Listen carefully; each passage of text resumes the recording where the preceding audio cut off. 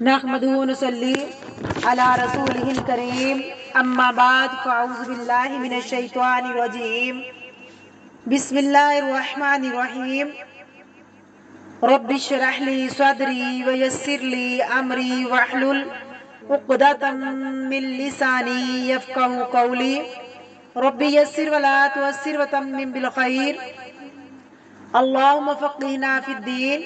سورۃ البقرہ آیت نمبر 183۔ لفظی ترجمہ، روٹ ورڈ اور تفسیر۔ یا ایھا الذین، اے لوگو، آمنو، جو ایمان لائے ہو، کتبہ، لکھا گیا، فرض کیا گیا، علیکم، تم پر، الصیام، روزہ، کما، جیسا کہ، کتبہ، لکھ دیا گیا، علی الذین، اوپر ان لوگوں کے، من قبلکم، جو تم سے قبل تھے، تم سے پہلے تھے، لعلکم، تاکہ تم، تتقون، تقوی اختیار کرو۔ روٹ ورڈ، یا ایھا الذین آمنو، اے لوگو جو ایمان لائے ہو، کتبہ، لکھ دیا گیا، فرض کر دیا گیا، علیکم، تم پر، الصیام، روزے رکھنا۔ الصیام کا لفظی معنی صوم سے ہے، صام یصوم، صوم، صیام مصدر ہوتا ہے، لفظی معنی ہوتا ہے رکنا، کسی بھی کام سے، صرف کھانے پینے سے نہیں بلکہ کسی بھی چیز سے رک جانے کے لیے آتا ہے، اور خصوصاً اس چیز سے باز رہنا جس کی طرف انسان کا نفس کشش محسوس کرتا ہو۔ اور شریعت کی اصطلاح میں روزہ نام ہے طلوع فجر سے لے کر غروب آفتاب تک کھانے پینے اور جنسی خواہشات سے رکنے کا، بچنے کا، کما، جیسا کہ، کتبہ، لکھا گیا، علی، اوپر، الذین، ان لوگوں کے، من قبلکم، جو تم سے پہلے تھے، لعلکم، تاکہ تم، تتقون، تم تقوی اختیار کرو، متقی بن جاؤ۔ تفسیر۔ بسم اللہ الرحمن الرحیم۔ یا ایھا الذین آمنو، اے لوگو جو ایمان لائے ہو، ایمان والوں میں سب لوگ شامل ہیں جو اللہ اور اس کے رسولوں، کتابوں، آخرت اور تقدیر پر ایمان رکھتے ہوں، خواہ مرد ہوں یا عورت، بیمار ہو یا تندرست، قدرت رکھتے ہوں یا عاجز، امیر ہو یا غریب، سب کو خطاب ہے۔ کتبہ علیکم، تم پر لکھ دیے گئے ہیں، فرض کر دیے گئے ہیں، اور لکھنے والا کون ہے، فرض کرنے والا کون ہے، اللہ رب العزت۔ کیا حکم؟ الصیام، روزے رکھنا۔ روزہ رکھنا فرض عبادت ہے، اور یہ اسی طرح ہے، کما کتب علی الذین من قبلکم، جیسا کہ تم سے پہلے لوگوں پر، یعنی پچھلی امتوں پر فرض کیا گیا۔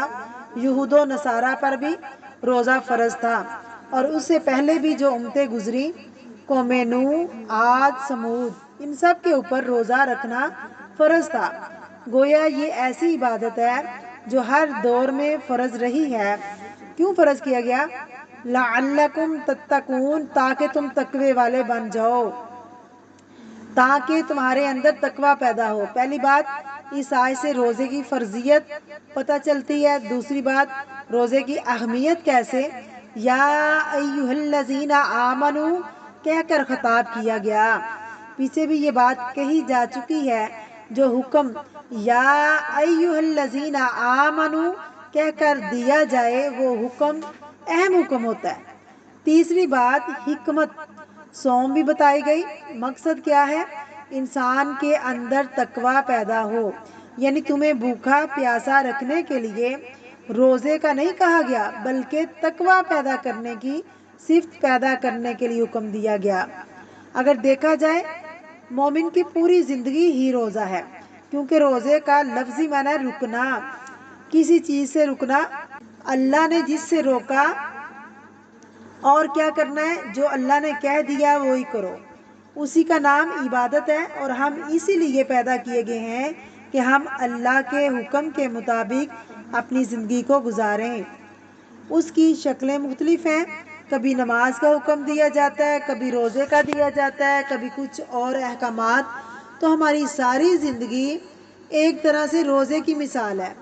خاص طور پر پورا مہینہ کورس کروانے کا مقصد انسانوں کی ٹریننگ ہو جائے اور ان کے اندر صبر اور برداشت کی قوت پیدا ہو، اللہ کی اطاعت کے راستے میں جو مشکلات پیدا ہوں ان کو وہ سہ سکے، کیونکہ جنت کا راستہ کانٹوں سے بھرا ہوا ہے، مشکلات سے گھرا ہوا ہے، نفس کی مخالفت سے گھرا ہوا ہے، اور انسان ان مشکلات کو دیکھ کر گھبرا اٹھتا ہے، قدم قدم پر پھسلتا ہے۔ اس کے لیے ضروری ہے کہ اس کے اندر ایک طاقت ہو، قوت ہو، اور وہ ان مشکلات کو سہ سکے۔ اس کے لیے روزے فرض کیے گئے تاکہ انسان کے نفس کی تربیت ہو سکے۔ خصوصاً روزے میں کن چیزوں کو چھوڑنے کا حکم دیا جاتا ہے؟ 2 بڑی چیزوں سے روکا جاتا ہے۔ نمبر 1 کھانا پینا، نمبر 2 جنسی تعلق۔ یہ 2 چیزیں انسان کی شدید ترین شہوات میں سے ہے، انسان کی ویکنس میں سے ہے، انسان کی بنیادی ضروریات میں سے ہے۔ اب روزہ نام ہے اس چیز کا کہ ایک مخصوص وقت میں طلوع فجر سے لے کر غروب آفتاب تک ان چیزوں سے بچو۔ اگر کوئی شخص اپنی ان 2 چیزوں پر کنٹرول کر سکتا ہے اور ان کو ڈسپلن کر سکتا ہے تو زندگی میں بہت سے مفید کام کر سکتا ہے۔ جو کچھ پیچھے بتایا گیا حلال اور پاکیزہ کھاؤ، یہاں بتایا گیا ایک مخصوص وقت میں وہ بھی کھانا چھوڑ دو، وہ بھی نہیں کھا سکتے۔ جب انسان 30 دن تک وہ چھوڑتا ہے جو اللہ نے حلال کیا، جس نے کھانے کا حکم دیا، پھر انسان کے اندر ایک قوت پیدا ہوتی ہے، پھر وہ بھی چھوڑ سکتا ہے جس سے اللہ نے منع کیا، جس سے اللہ رب العزت نے روکا۔ حدیث میں آتا ہے جو روزہ رکھ کر بھی جھوٹ بولتا ہے اور اس پر عمل کرنا نہ چھوڑے تو اللہ کو اس بات کی کوئی ضرورت نہیں کہ انسان کھانا پینا چھوڑ دے۔ بخاری کی روایت ہے۔ صرف کھانا پینا چھوڑنا نہیں مقصود، غلط باتیں چھوڑنا بھی مقصود ہے۔ ان ساری چیزوں سے، گناہوں سے بچنے کی صلاحیت پیدا ہوتی ہے۔ عربوں کے ہاں صوم کا لفظ کہاں سے آیا؟ ان کے ہاں گھوڑوں کو جنگ میں یوز کرنے کے لیے سیدھا کرتے تھے، وہ لمبے وقفوں کے لیے بھوکا پیاسا رکھتے اور خوب دوڑاتے، اس طریقے سے ان میں سٹیمنا آ جاتا ہے تو بہت مشکل کام۔ لیکن اس طرح گھوڑوں کی تربیت ہو جاتی ہے بڑے وقت کے لیے۔ اگر آئندہ جنگ کے وقت جب انہیں نہ کھانا ملے، نہ پانی ملے اور خوب مشقت کرنی پڑے تو کرنے کے قابل ہوں۔ اسی طرح روزہ رکھ کر انسان کے اندر تقویٰ پیدا ہوتا ہے۔ تقویٰ انسان کی ہدایت کے لیے، انسان کی نجات کے لیے، اللہ کے قرب کے لیے بہت ضروری ہے۔